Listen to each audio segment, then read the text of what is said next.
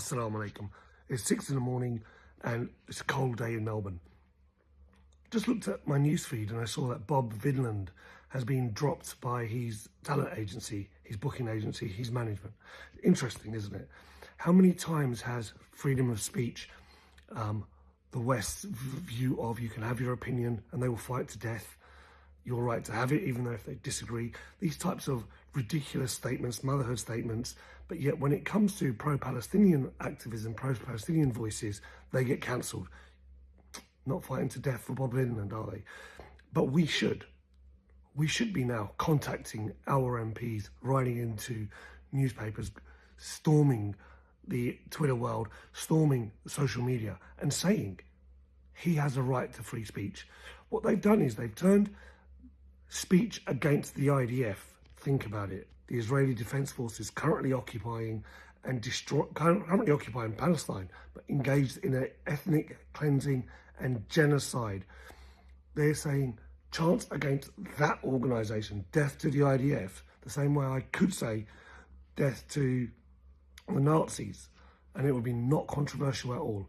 Or as we saw in Amsterdam, Jewish people walking down the street, and in New York, deaf to Arabs, no issues. They've turned deaf to the IDF as a speech against a person, not an entity, not an organisation, not a genocidal regime or genocidal institution, but against a person.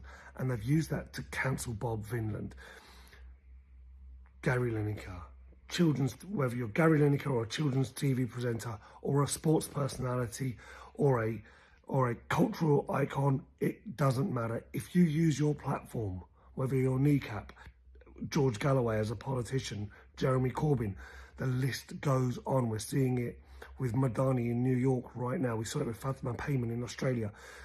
If you speak up, they will try to silence you, and they don't use the direct method.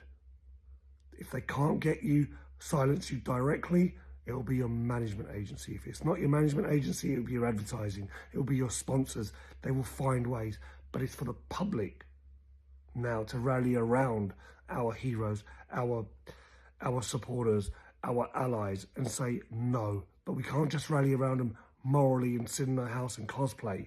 We have to now get out there, and that means we hit the powers of influence.